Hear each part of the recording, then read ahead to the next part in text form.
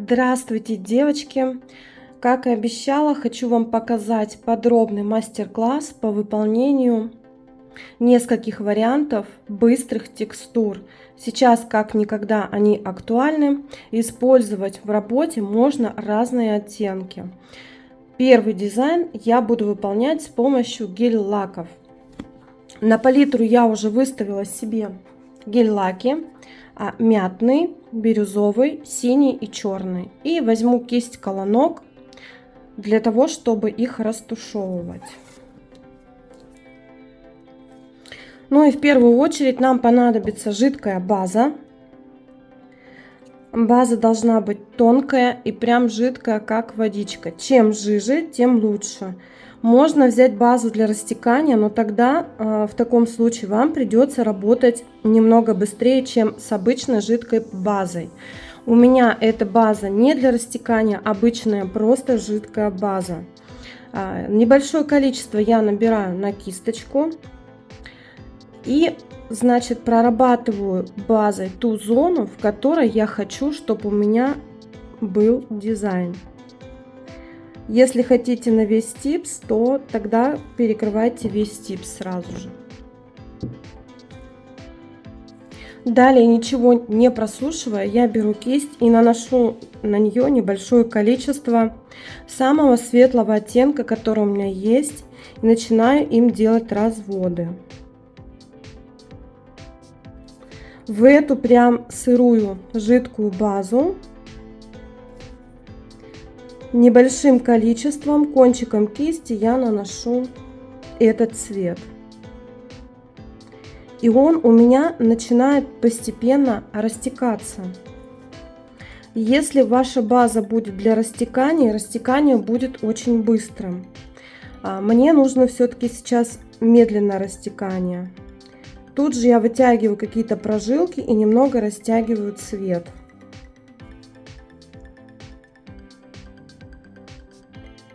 Вот так по типсе, чтобы получились такие плавные пятна цветовые вокруг дизайна, чтобы линия дизайна не была сама по себе очень четкой. Далее в непросушенный гель-лак я набираю второй более темный цвет и уже точечно расставляю какие-то пятна в светлый цвет. Как бы ввожу, да, более темный цвет в более светлый цвет. И также кистью подрастушевываю всю вот эту вот кашицу нашу.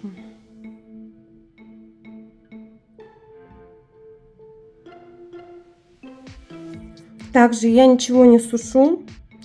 Добавляю синий цвет для контраста. Можете брать любые другие оттенки, которые хорошо перемешиваются между собой, будут также отлично смотреться. И теперь я его также втушевываю, чтобы он не имел таких четких границ. То есть вырисовываю какие-то прожилки, они перемешиваются с предыдущими оттенками и получается, так скажем, градиент. Дизайн абстрактный. Вот как у вас растеклось, так и хорошо. В любом случае это делается быстро, смотрится эффектно. Где-то, если нужно, я могу добавить еще самого светлого оттенка и вмешать. То есть здесь вы уже экспериментируете. Надо добавляете, надо убавляете. Все по вашему желанию происходит.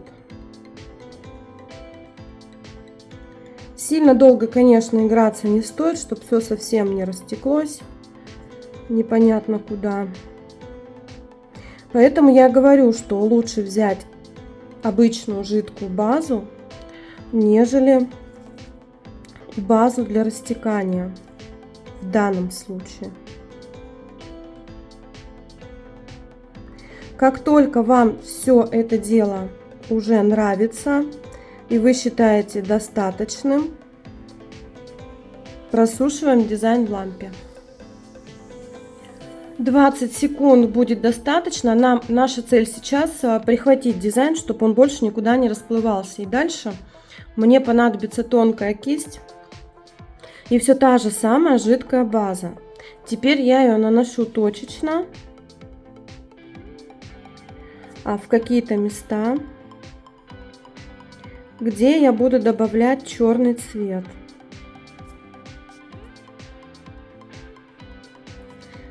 Точно так же набираю небольшое количество черного теперь. Много не берите, чтобы это все смотрелось аккуратно. И трясущимися руками, все как мы любим, я начинаю дублировать по тем местам, по которым я уже и проложила жидкую базу. Дальше смочу кисть немножко в базе, в той же самой, и немного подрастушую. Можно уже и не тушевать, можно оставить так. Например, если хочется графичности в дизайне, можно немножечко подразмыть черный цвет.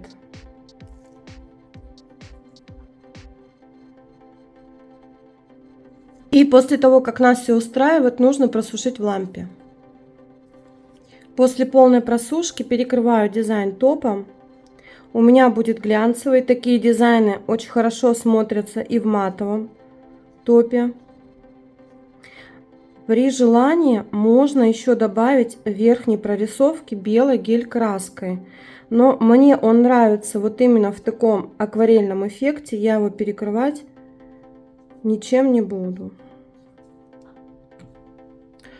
Просушу, и наш дизайн готов.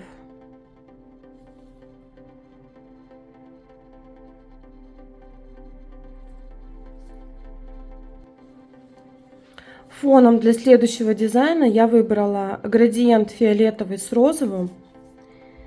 И просушенный, перекрытый топом, я на него втираю втирку. Втирка у меня русалка с легким голубым зеленым отливом.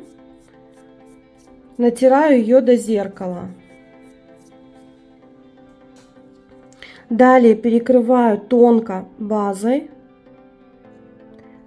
то, что я втерла. И буду наносить полупрозрачные голографические хлопья. Можно использовать любые. Юки, фольгу, все что угодно. База мне нужна, чтобы их сюда закрепить.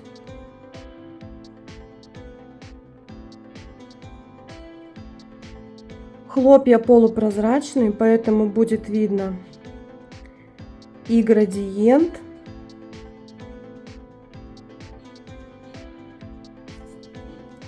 и вот такое будет сияние.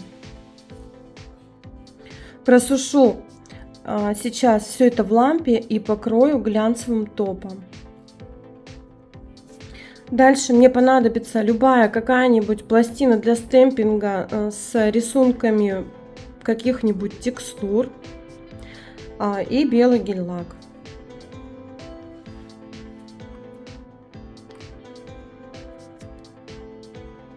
Я выбрала уже себе рисунок.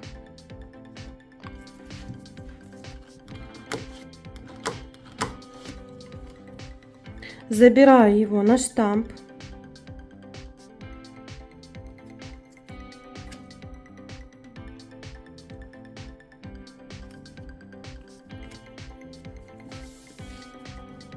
И переношу на типс.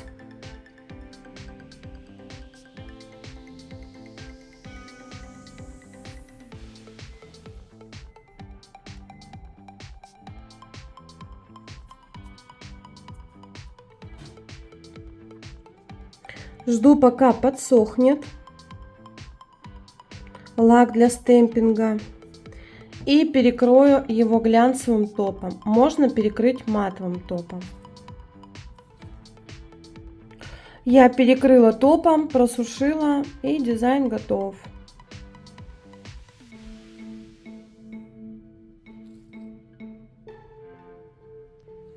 Следующий вариант дизайна. Для него я покрыла типсу, выкрашенную в белый гель-лак, матовым топом и немного забафила бафом. Мне понадобится кисточка для акварели. У меня акварель в кюветах. Это краска называется серая пейна, а это нейтральный черный цвет. Работаю я красками с палитры, выложила 2 краски и буду разбавлять водой. Первый цвет у меня будет серая пейна, который я буду прокладывать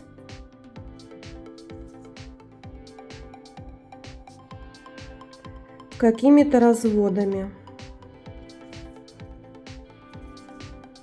Лишнюю влагу я сразу же убираю.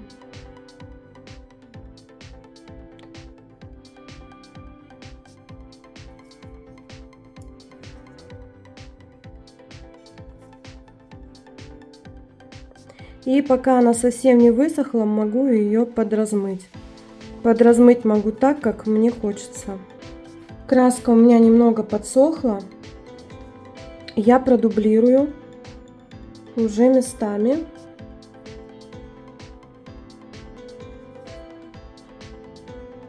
Тем же цветом серая пейна ставлю какие-то капли. И ненужное размываю немного. Где явно много цвета у меня получилось, я его размою. И жду, когда он подсохнет. Следующий цвет я и буду использовать черный, нейтральный черный. Беру его уже цвет поплотнее. И им уже расставляю какие-то точечные, вырисовываю прожилки. Также трясущимися руками. Все как мы любим. И немного тоже подразмою.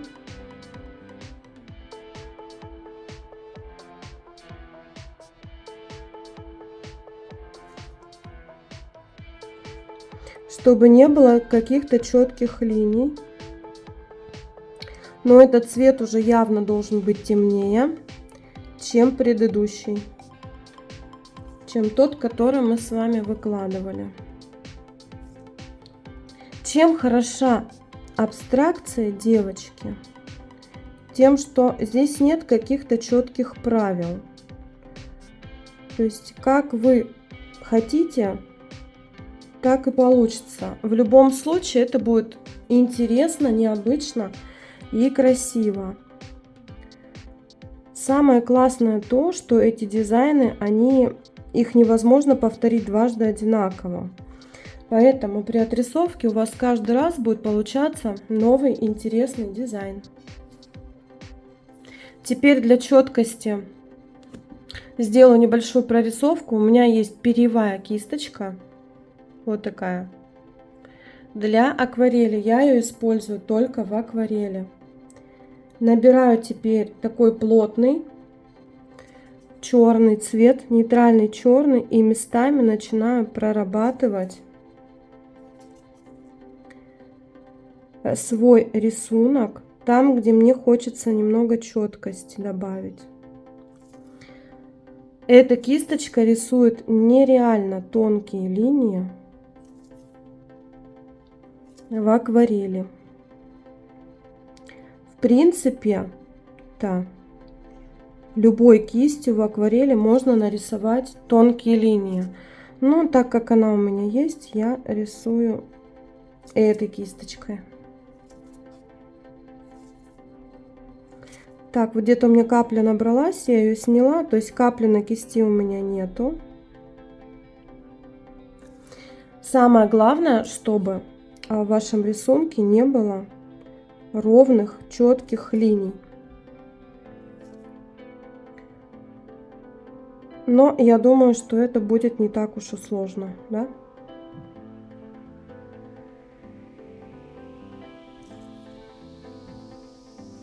И здесь я больше ничего размывать не буду. Можно, кстати, добавить, чтобы не казался таким явно, вот, чтобы пустоты не было, можно по краю пройтись, да, протонировать вот этой серой пеной легко-легко по краям. Также ее размыть, чтобы не казалось слишком пусто или слишком контрастно. Опять же, это если вам так хочется. Если вам хочется, чтобы явно дизайн выделялся, то можно и не проходить.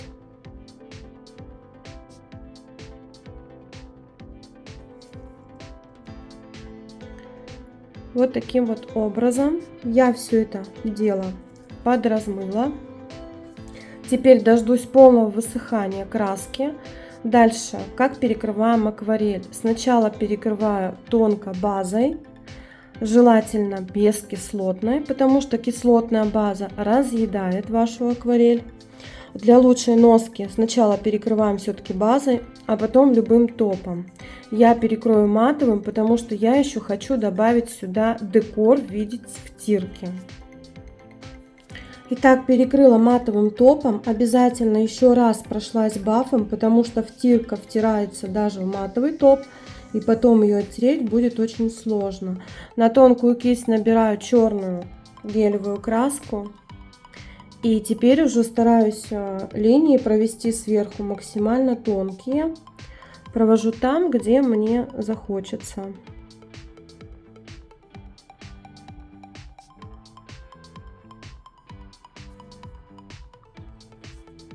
Здесь уже ваш полет фантазии. Либо вы хотите продублировать рисунок, либо вы добавить хотите декор. Я в моем случае не хочу закрывать рисунок втиркой, ну, чтобы это было симпатично. Хочу просто пройтись рядом, чтобы рисунок мой было очень хорошо видно. Много добавлять я втирки не буду. Кстати, для того, чтобы рисунок смотрелся изящнее, линии старайтесь рисовать поровнее, по толщине имею в виду, и потоньше.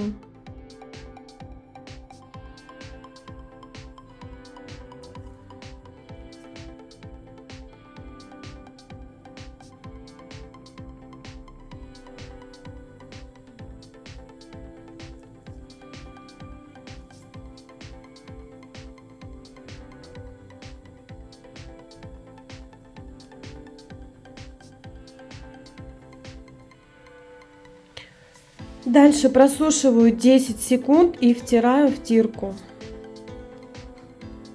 Втирка у меня будет двух цветов, бронзы и золота. Хочу их между собой смешать. Втирку люблю наносить пальцем, в данном случае перчаткой. Наношу такими промакивающими движениями. Сначала золотую, теперь бронзу.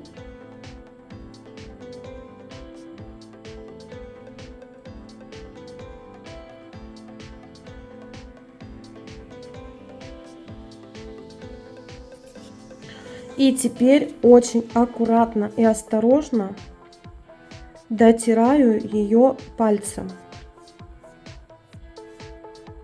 Пытаюсь втереть втирку в краску без давления, без нажатия.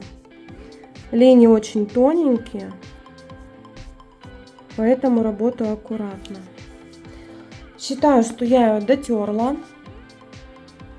Поскольку я хорошо бафила, я просто беру сухую салфетку и начинаю вытирать излишки.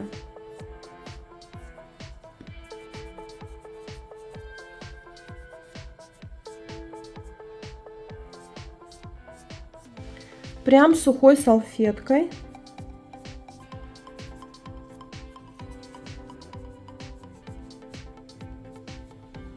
Хорошо, хорошо. Если где-то немножко втирка не стерлась, а это значит, что в каком-то месте я просто плохо забафила все-таки матовый топ. Я беру салфетку в клинсере и вот так немного обхожу дизайн.